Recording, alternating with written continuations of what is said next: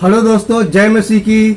आशा है आप अच्छे होंगे। एक बार फिर से आपका ये दोस्त परमेश्वर का सेवक आपकी सेवा में हाजिर है एक नए वीडियो के साथ। और आज के इस वीडियो में हम देखेंगे कि इज़राइल में क्या हो रहा है, वहाँ की सरकार कौन सी बनने जा रही है, कौन सा नया प्रधानमंत्री आने वाला है और वहाँ का प्रजातंत्र किस दिशा में जा रहा है।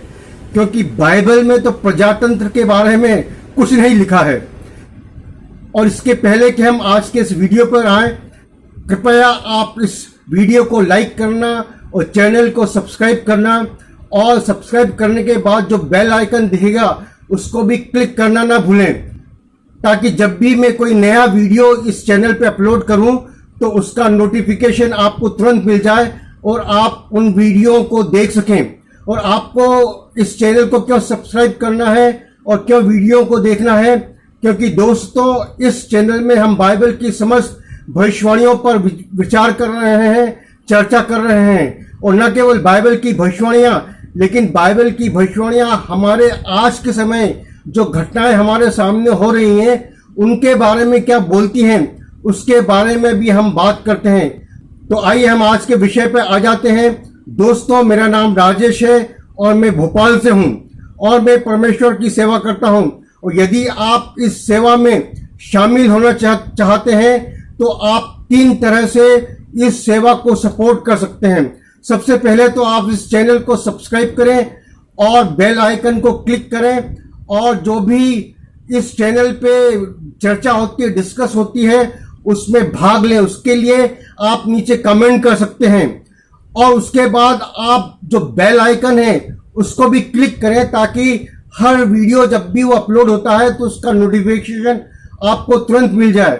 और तीसरी और बहुत ही महत्वपूर्ण बात यह है कि जब भी आप कोई वीडियो देखें तो शुरू से आखिरी तक देखें। ऐसा ना हो कि आप बीच में अधूरा छोड़ जाएं, क्योंकि इस वीडियो में या इस चैनल पे जो भी हम बात करते हैं परमेश्वर के वचन से बात करते हैं, और आप बीच में उठकर चले जाएं, ठीक नहीं है। क्या चर्च में आप ऐसा करते हैं?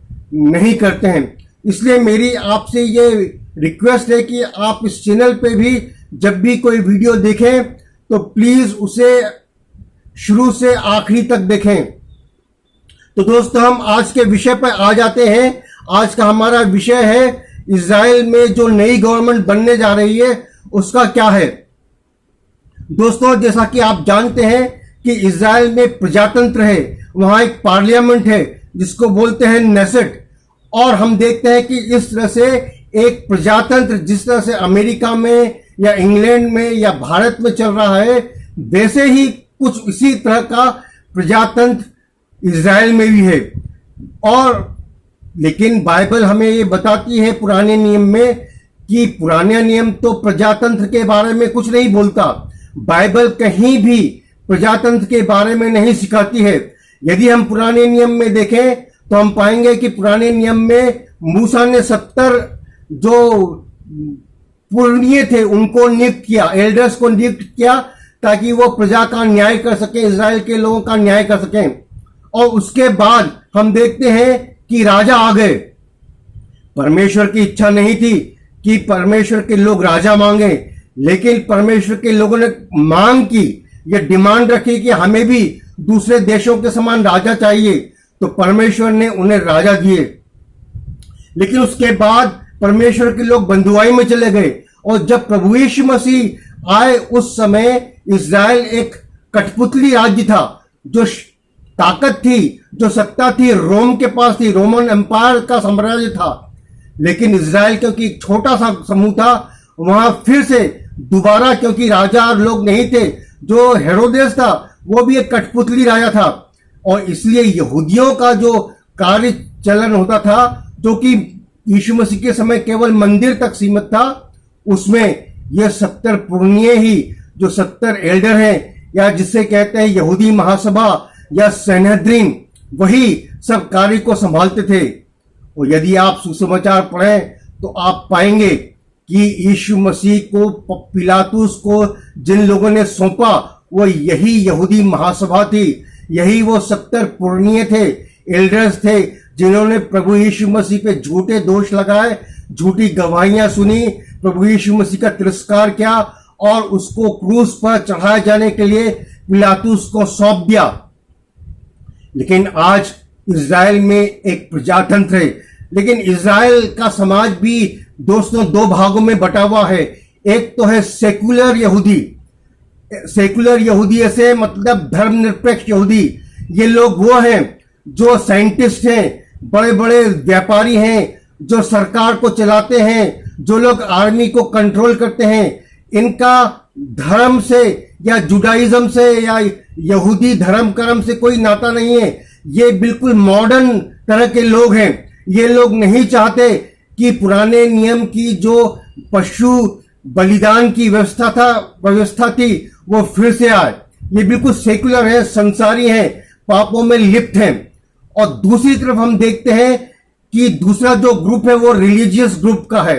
ये यहूदी समाज का इज़राइल में आज वो ग्रुप है जो कि सरकार को नियंत्रण में नहीं करता, न ही आर्मी को नियंत्रण में करता है, न पूरे समाज को नियंत्रण में रखता है। लेकिन ये अपने रीति रिवाज में और तोरा को पढ़ने में, पुराने नियम को पढ़ने में व्यस्त रहते हैं। और यही वो लोग हैं जो यरूशलेम में टेम्पल माउंट पे तीसरा मंदिर बनाना चाहते हैं। इनकी सरकार में कोई ज्यादा दखल नहीं है और ना ही इनकी कोई इज़राइल में चलती है। लेकिन यही वो लोग हैं जो मंदिर बनाना चाहते हैं। और क्योंकि यहूदियों में कोई एकता नहीं है, सेकुलर जूस में और रिलीजियस जूस में, इसलिए मंदिर का काम भी डिले हो रहा है। लेकिन दोस्तों, हम जानते हैं कि बाइबल ये भविष्यवाणी करती है कि एक बार फिर से अंत के दिनों में तीसरा मंदिर बनाया जाएगा जो यरूशलेम में होगा और वहां एंटी क्राइस्ट या 666 आकर अपने आप को परमेश्वर सिद्ध करेगा। लेकिन दोस्तों, आज हम देखते हैं कि इज़राइल में उस एंटी क्राइस्ट को वेलकम करने के लिए कोई 70 लोगों का एक प्रभावशाली समूह नहीं है। लेकिन मैं आपको बताना चाहूंगा कि ये जो महासभा थी, यहूदी महासभा, इसने प्रभु यीशु मसीह को क्रूस पर चलाने के लिए पिलातुस को दे दिया। करीब 300 साल तक और किसी न किसी रूप में वो अस्तित्व में रही और उसके बाद 1700 साल तक वो विलुप्त हो गई। लेकिन 2004 में ये फिर से अस्तित्व में आ गई है। और यदि आप सनहेद्रिन करके गूगल करें तो आप इसकी सारी गतिविधियों को मालूम कर सकेंगे। मेरे कहने का मकसद ये है कि अंत के दिनों में जब क्रिस्ट विरोधी या एंटी क्राइस्ट आएगा यरूशलेम में, यरूशलेम के मंदिर में जाएगा, तो उसका स्वागत करने के लिए, उसको गले लगाने के लिए वहां इज़राइल की पार्लियामेंट नेसेट नहीं होगी, लेकिन वही पुरानी महासभा एक बार फिर से होगी। मैं आपको बताना चाहूंगा कि इज़राइल में डेमोक्रेसी पूरी तरह से तार तार हो रही है। पिछले 2 साल में 4 चुनाव हुए हैं और इस बार भी चुनाव को टालने के लिए विपक्ष ने एक बहुत कमजोर एक गठबंधन बनाया है। और इस गठबंधन में कुछ इस्लामिस्ट अरबी पार्टी एक पार्टी भी है। तो ये गठबंधन भी कितने दिन चलेगा परमेश्वर ही जानता है। लेकिन प्रभु यीशु मसीह ने कहा है कि तुमने मुझे ठुकरा दिया, लेकिन कोई यदि अपने नाम से आएगा तो तुम उसे ग्रहण कर लोगे। तो दोस्तों, मेरा ये विचार है, मेरा ये मानना है कि अंत के दिनों में ट्रिब्यूलेशन में और ग्रेट ट्रिब्यूलेशन के समय इज़राइल में प्रजातंत्र नहीं होगा, लेकिन इज़राइल में फिर से इन 70 जो एल्डर्स हैं, जो पुरनी हैं, उनका शासन होगा।